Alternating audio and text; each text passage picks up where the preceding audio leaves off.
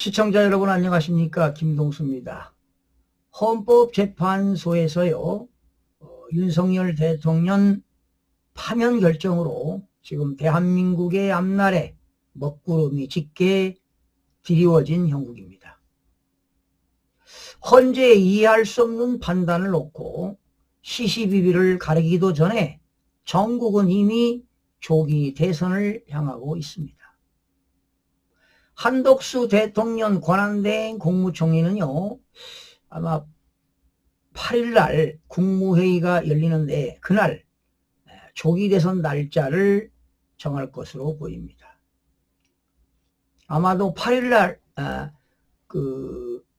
헌법상 60일 이내에 대통령이 거리가 될 때 60일 이내에 대통령 선거를 하도록 되어 있으니까 아마도 6월 3일 날이 유력해 보입니다. 자, 그런데요, 이번 조기 대선에서 당선에 가장 가깝다고 평가받는 후보자는 단연 이재명 민주당 대표입니다.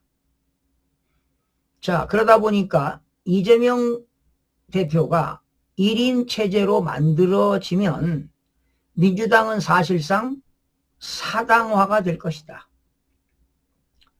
이 대표가 집권하게 되면 바로 대한민국이 권력을 사유화하는 집단에 장악되는 재앙을 맞는다는 우려가 나오고 있습니다.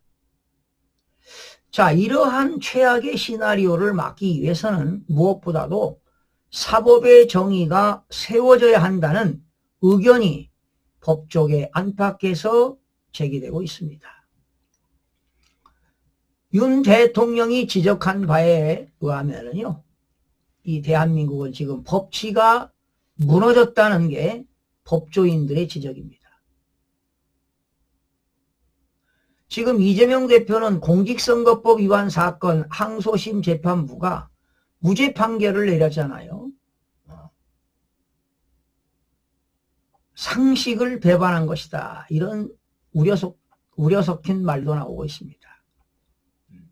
특히 수사권이 없는, 내란죄 수사권이 없는 공수처가 윤 전 대통령을 체포하여 판사 쇼핑을 통해 위법하게 구속한 것 등에 대한 사례는 법치가 사실상 무너진 상황을 여실히 보여준다는 이야기입니다. 헌법재판소의 윤 전 대통령의 파면은 법치 붕괴 상황을 가장 극적으로 보여주었다는 비판을 받고 있습니다. 헌법학자들이 헌재 재판의 부당성을 지적했음에도 한 가지도 결정에 반영되지 않은 점입니다. 특히 각종근 전 특수 전 사령관의 증언이 오염되었음이 명백한데도 증거로 채택된 사실. 그리고 무엇보다도 대통령 파면이 이익이 복귀의 이익보다 크다는 점입니다. 그러니까 대통령을 복귀하는 것보다 파면시키는 이익이 크다는 것이죠. 법조인들은 어리벙벙하고 있습니다. 어이가 없다는 반응입니다.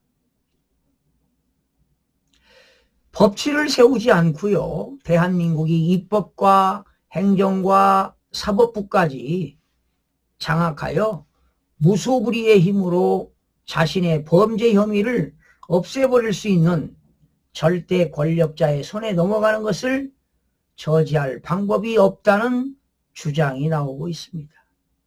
원래 상권 분립은 견제와 균형 아니겠습니까? 그러한 상권 분립이 지금은 훼손됐다고 해도 과언이 아닙니다. 법조계에서는요, 이재명 대표의 공직선거법 위반 사건 대법원 확정 판결만이 재앙을 막을 수 있는 유일한 길이라는 입을 모으고 있습니다. 그래서 2심에서 지금 무죄 판결이 났잖아요. 그래서 검찰이 즉시 대법원에다가 상고를 했어요. 그래서 이제 상고 하루 만에 지금 대법원에 서류가 접수됐는데요. 과연 대법원은 즉시 심리에 들어갈 수 있게끔 빠르면 5월 중에 늦어도 대선 전에는 확정 판결이 나올 수 있을 것이라는 게 법조인들의 관측입니다. 하루빨리 나오기를 기대해 보는데요.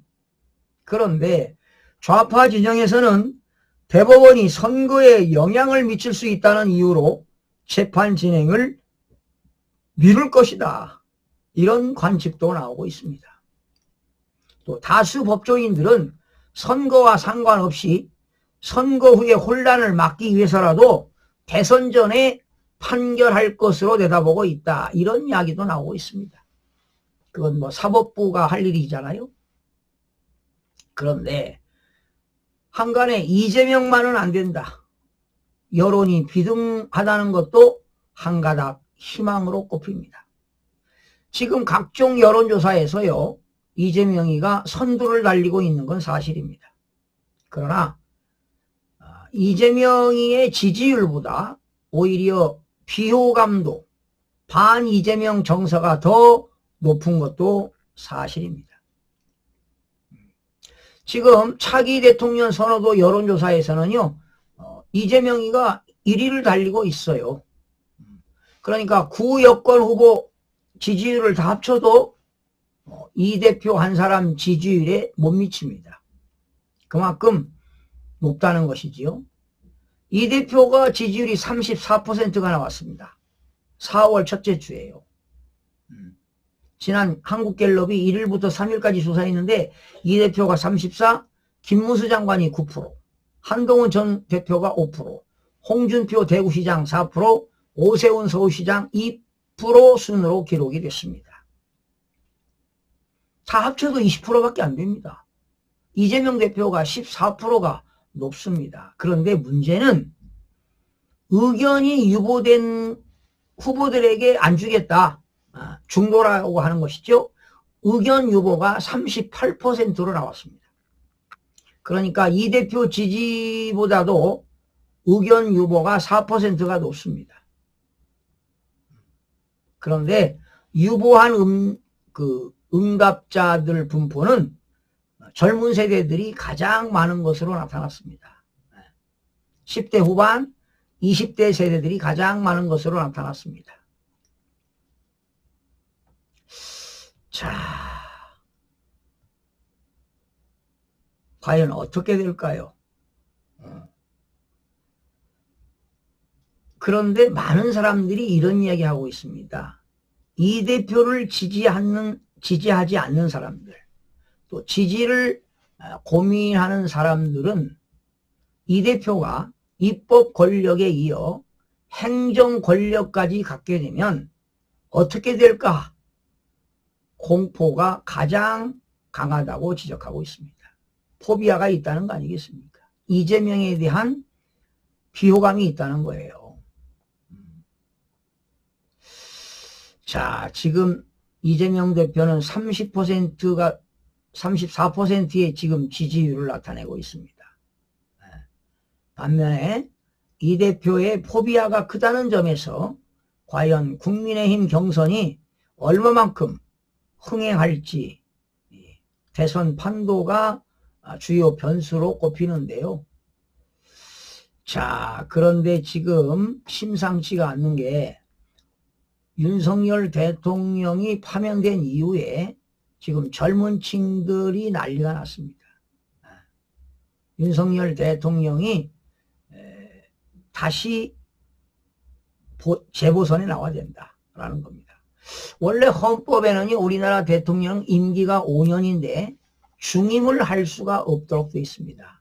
그러나 중간에 임기를 채우지 못하고 거리가 됐기 때문에 파면을 당했기 때문에 다시 대통령 선거에 과연 나올 수 있을지는 더 살펴봐야 되겠지만 과연 위헌이 될 수 있는지 합헌이 될 수 있는지는 더 알아봐야 할 것으로 보입니다. 시청자 여러분 고맙습니다.